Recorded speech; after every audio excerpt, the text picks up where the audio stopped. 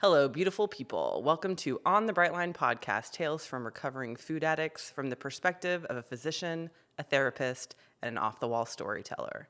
We are not affiliated or endorsed by Brightline Eating, and all content presented in this podcast represents our personal opinions and does not represent medical, nutritional, or psychological professional advice.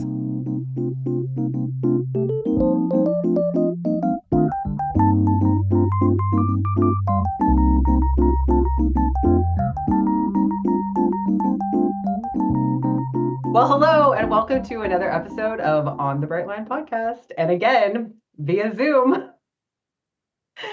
But it's okay because we're all here and we're connecting with each other, even though we're not in the same room. So I appreciate the both of you just, making some time in your busy schedules. Life has gotten life, you guys. And I promise we will get back together. We're going to have a celebration episode when we are. all Oh my gosh, yes. in the same room again. Like that's going to have really to happen. Nice. It's going to be really nice to be around the table. It is. Yeah. I would like to hug your necks. I did see Bonny recently, but I have not seen Robin for a little while. So anyway, today on today's episode, nobody cares. No, people do care about our life. I shouldn't say nobody cares about our life. On today's episode, we're going to talk about cognitive behavioral therapy, and I think that the thing that I'm going to add to this is that the importance I think I place on mental health and therapy as a tool to healing in general, and that we all have life traumas, and some are big T traumas and some are little T traumas, right? That's a therapyism right there. And I personally have been in therapy before in my life. I'm not currently seeing a therapist, but that, I probably should be. Let's be honest. No, but I think that I just think it's vital. I think it's a really good idea for people who can afford it, that are in a situation that can do it, to be with a therapist. If especially if there's life traumas that you are dealing with and working with, especially when it comes to your food and coping and all that kind of stuff. So I am not the expert here, but I know Bonnie's going to talk a little bit about her therapy, feelings, experiences, whatever. And then we're really going to let Robin do most of the talking because she's a therapist. Go ahead, Bonnie. Yeah, so I will just start out by saying in the Bright Line Eating community, whether you're a member or not, you'll hear people talk about how important it is to do the quote inner work, do the inner work. Yeah. And I'm just going to say that the inner work can come in many different forms. And I have spent many years doing inner work on, past trauma, analyzing why I've had the eating issue that I've had. And I think inner work can include cognitive behavioral therapy, which is what Robin's going to talk about today. Mm-hmm. It can include internal family systems therapy, which they talk about a lot in the Bright Line Eating community. It can include doing a spiritual retreat, going, to learning to meditate, talking to a peer counselor. I mean, there can be a lot of different ways, or, just doing reading, right? Going through the modules in the Bright Line Eating program, reading the book, reading things about how to heal the trauma that you've been through, reading books about trauma. All those things are ways that you can do the inner work, which means working on healing and developing and growing your inner self to become stronger, to have better coping skills, to, handle life stress better so you don't lean on any addictions. Addictions are just things that people fall into to cope, and, if you can do the inner work and find healthier ways to cope with life stressors. We've talked about in many previous episodes that life gets lifey. All of us, there's no life that is without some kind of challenge or, setback or illness or loss. That's just part of living a human life. So intermittently through your life, it may be very appropriate to see a counselor. But like I said, there's lots of other ways too that you can do inner work on your own or with a guide, right? So just to preface, we're going to talk about cognitive behavioral therapy. It's one of the most common and successful ways of working through, changing behavior. But there's lots of other, ways that we all use, all other tools that many people use successfully to do the inner work. So I just wanted to say that. Yeah. And I think one of the pieces that I would tack on to that is, I think there's a difference between going to therapy and doing therapy, right? You can go to therapy and intellectualize it. And I'm going to read all these books and I'm going to intellectualize it. And that is another way of avoiding your feelings. It's like I know what I'm talking about. Right? But it's We're like, you know us, weird. well, but it's every human, right? Yeah. It's every human that it can feel a lot more comfortable to theoretically talk about problems as opposed to actually sitting and letting yourself feel it and acknowledge this is what I do, or this is why I do that. And this is what it feels like when I do that. Because the idea of, right, cognitive behavioral therapy is not about don't feel your feelings, right? Let me teach you how to not feel your feelings. It's more about how do we right size those feelings, right?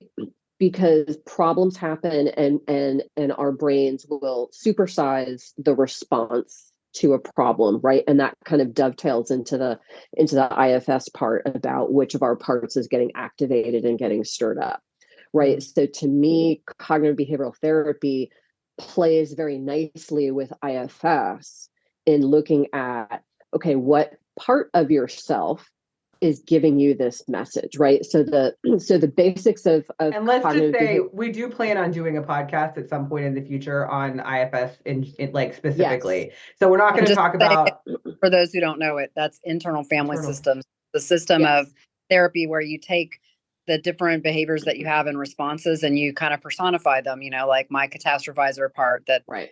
turns everything, like you were saying, it takes a little thing and makes it horrible, or my protector right. that Yeah, give and me BLE is IFS heavy. Like that's why we want to Yeah. make sure that we're touching there, because we understand that a lot of the inner work that happens in the BLE program specifically, like the modules and the education materials that are put out by the program is centered around IFS, internal family systems. So we're not ignoring it, and obviously Robin's talking about it a little bit, but there is a plan. There's a plan here, guys. We will talk about that at a deeper level in the future. Today we're talking about cognitive behavioral therapy. Sorry, I felt like I needed to preface all that. Excellent. So CBT, cognitive behavioral therapy, kind of looks at both of those parts. The cognitive part, what am I saying to myself in my head about a situation, right? So that's called the activating event, right? So something happens, life gets lifey, and something happens. There's an event. The cognitive piece is, what am I saying to myself in my head, right? A lot of times I'll ask clients, what does it sound like in there, right? What's rolling around in there that we need to pull out? Because those thoughts then lead us to have a certain reaction, right? Which can be emotional, physiological, behavioral, right? And so what we're looking at is how can we intervene with those thoughts, right? So cognitive behavioral therapy was invented primarily by Dr. Aaron Beck in kind of the 1960s. And his daughter has actually really added a lot onto that. So we've got the activating, so they talk about the ABC model. A is the activating event. B is the belief about that event, which we call ANTS, ANTS, automatic negative thoughts.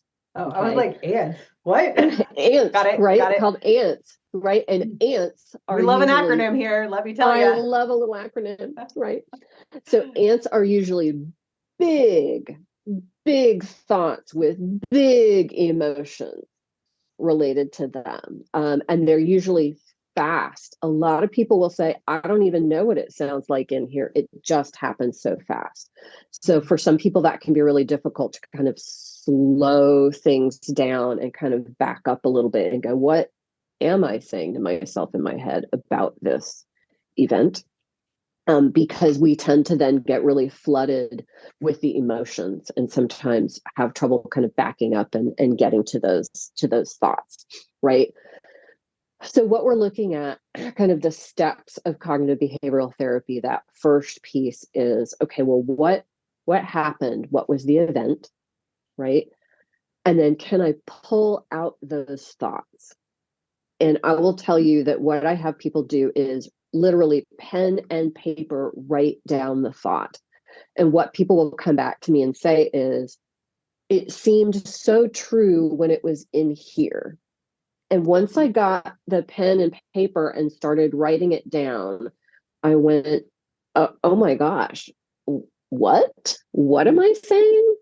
holy moly, that's not right, right? So simply the act of pulling out that thought and writing it down can really help us start questioning that thought, right? Because usually what happens is that thought that we pull out when we're looking at that and saying, is that thought 100% true, right? It's usually not, and it's usually very, very negative. And then we're looking at how can we reframe that thought? How can I make that thought more true? And usually that more true thought is much more neutral and is occasionally even kind of positive, oddly. So those are the basic steps of that. And do one of you have something that's been going on, like maybe a big generalization that we could kind of kick around and work with to give some real-time examples of what that process might look like for people? Any volunteer? Yeah, so we were talking, I'm in out of state right now, helping take care of my mom who's had a medical event. And I was thinking, like, all growing up, my parents were big catastrophizers. Right. Oh, right. A lot of drama around when you get news of something, we would put a very big negative spin about it and it would create a lot of drama. Right. And so that used to be my natural tendency. And that is something through inner work that I've really worked on. Like, when I get bad news, what is the story I tell myself? Right. And then what am I? And that's a cognitive distortion. Right. Right. So, and we'll talk a little bit more later about what some of the really common cognitive distortions are. You get the call from the hospital, your mom's in the hospital, and the first thought in the old way of thinking for me was, she's gonna die, it's gonna be this, all these things are gonna happen, the world's gonna end, I'm gonna have to go do this and that. And then when things play out, I mean, every now and then there really is something that happens like that, but almost always it is never as bad as you imagined, right? And so I try to, when I get news that seems upsetting now, or that something bad might happen to somebody. My husband had a very significant health event, right? And the old me would have just started crying and he's going to die. Mm-hmm. And, kind of like, let's wait until we get the test result back. There is really not a point in letting myself go down the rabbit hole of, am I going to be a widow next week? Let's back up. Right. For saying the story in your head. Yeah. So what is, if you had to kind of identify maybe one of those previous catastrophizing thoughts, what would that sound like? What would that have sounded like? So it's like, okay, well, this could be, we found an abnormality on the CAT scan. Right. We found an abnormality, and that means, in my head, it's like, it's probably stage 4. Right. I'm going to be a widow. I wonder what being a widow is going to be like, right? Bonny. Right. Kid, or like he really did. He had a heart stent put in, right? So it's like, I remember sitting in the waiting room when they took him back for the emergency stent thing. And I just went to the worst place, he's going to die on the table. I was crying. So if we pull that thought out, oh my gosh, he there's this medical event and that means they're going to die. Yep. Right. How true is that thought? What data do we have that supports that thought? Did you have any data that supported that 100% that thought was true? None. Right. So the reality is that's not a true thought. How true, what percentage true is that thought? Like 5% true, 5% chance. 5% true. Gotcha. Okay. So what would actually a more true thought be? If we had to tweak it to something that's more true, what would a more true thought sound like? I think we found this because there's a 95% chance everything's going to be fine. Wow. So what? Right. Well, that's a much better frame. I love it. Right. But what emotions get brought up by that new thought? Now it's joy and relief instead of fear and sadness. Right. Right. And that's that process. When we're able to go in and reframe those thoughts, it shifts our emotions, which then allows us to shift our response. Right? Because that's also what we're looking for is, so now what will my behaviors be now as opposed to with the previous thoughts? It's so interesting you're saying that, because I'm telling you how much better I'm doing and I don't catastrophize anymore, but I don't put the positive spin on it still. So I don't say right. it's all going to be bad, but I say, hopefully it won't be bad. Okay. And I'm not going to, I tell myself I'm being really good because I'm not letting myself stew about it, but I'm not also feeling positive about it. And that's something I definitely could do better, right? I could put the positive spin on. You could put the positive spin on it, but I also don't want like the toxic positivity either, Yeah. right? Which can be I think in our culture right now, that's also a danger of going to, Yeah. it's all going to be great and rainbows and Yeah. unicorns, because that's also denying our feelings. Right. Right. It's okay to be uncomfortable, to say it's probably going to be okay. Yeah. Right. But looking at the difference in the emotional response, right? That first kind of catastrophizing thought that you were having, Yeah. what were the emotions around that? Yeah. Sad, fear. Right. Mostly fear-based, very fear-based. Right. Which might have led you to what behaviors? Just sitting in anxiety and going off my food plan and Right. using to cope with how anxious and sad I felt, right? Right. Yeah. Right. And so that idea that when we can start doing that work and practicing that reframing, that the goal is then that not only do we have a different emotional and physiological response, but that hopefully we can then choose healthier behaviors, right? Maybe that, right? So what would you do if you're like, yeah, okay, this is probably going to be okay. I'm still a little stressed and concerned. What would then be some different behaviors that you might take with So that? I would definitely be in a better place to be like, well, I am going to go through this situation, and while I'm worrying through it, or while we're waiting to see how it comes out, I need to double down and make sure I'm checking in with my support system, and I need to make sure Right. I'm planning my food so that Yep. if I'm stuck in the hospital for 6 hours, then what am I going to eat, and how am I going to cope with that, and are there some? Let me bring my knitting, because that is something I can sit and do instead of eating, right, or Right. whatever. Yeah, Right. you make space, right? You make space for maybe making some better choices. Right. And so the behavioral part of CBT also looks at what are these behaviors, again, that we're going to kind of pre-plan, like the emergency action plan, right? So Meagan, I know you've had some stress. What behavioral things kind of help you manage when negative emotions come up? What works for you? Talking. I talk. Yeah.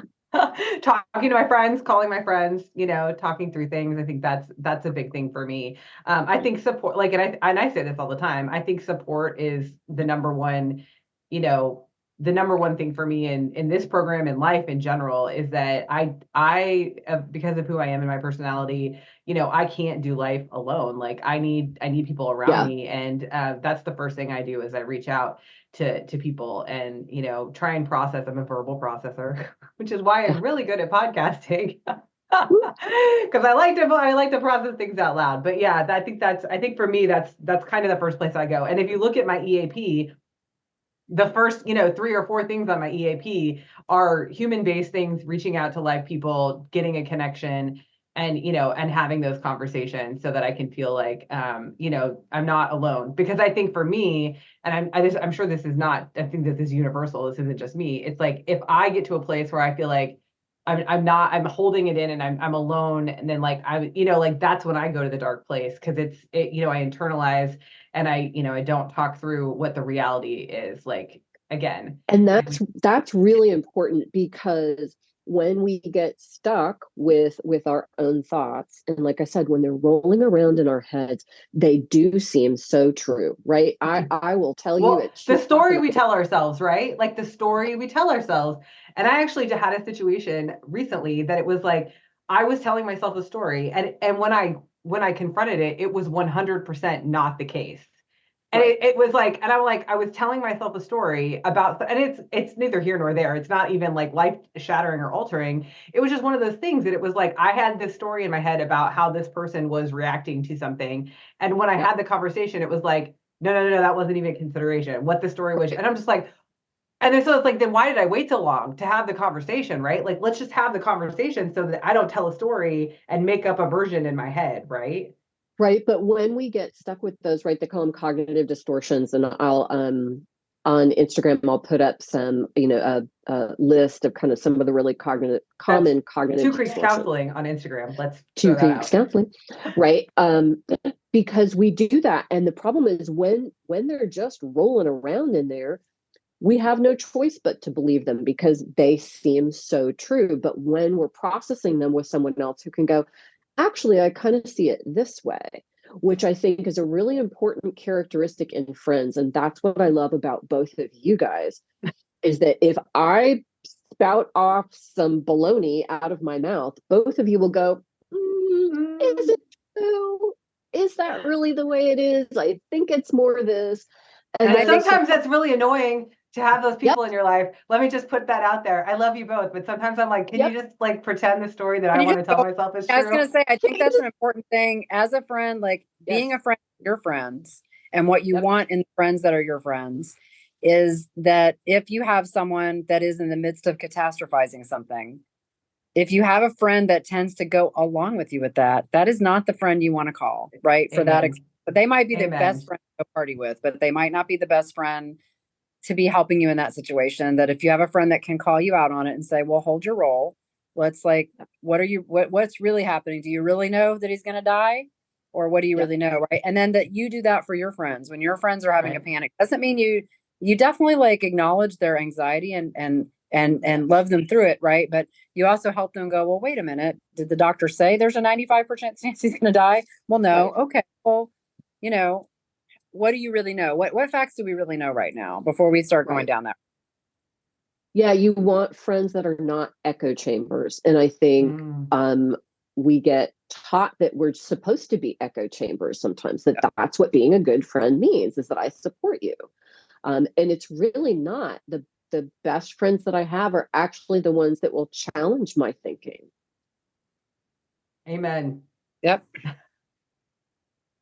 Amen. Amen. That's what I love about you guys. But it's difficult. And I get it that sometimes the first thing we want when we're feeling down is empathy. We want someone to say, wow, I see how you're feeling. I hear what you're saying.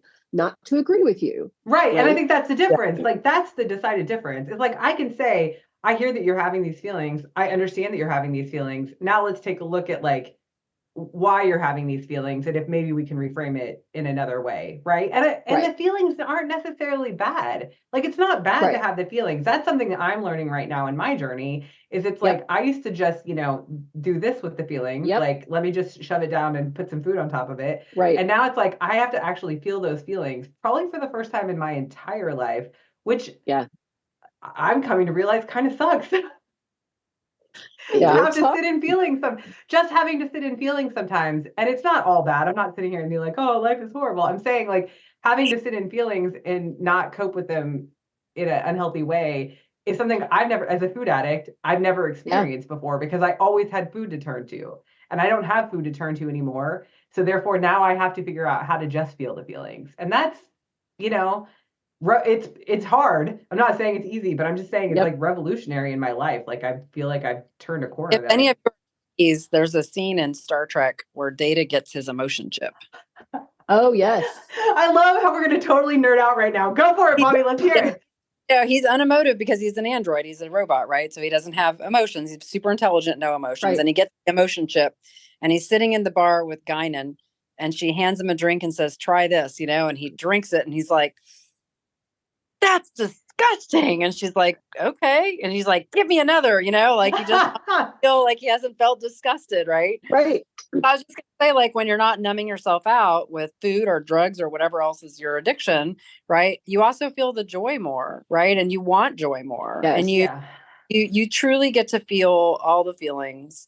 Some people have trouble connecting with their joy. I know that's been a problem for me. Like, I've been a flat emotions because I would stuff it all down. But since because you can't selectively numb. When we numb everything. I also didn't feel the really joyful feelings. And I definitely, life is more vivid without addiction in both directions. Right. Yeah. So joy is the colors better. Turned up for sure. But pain is real too. And then you got to find another place for that.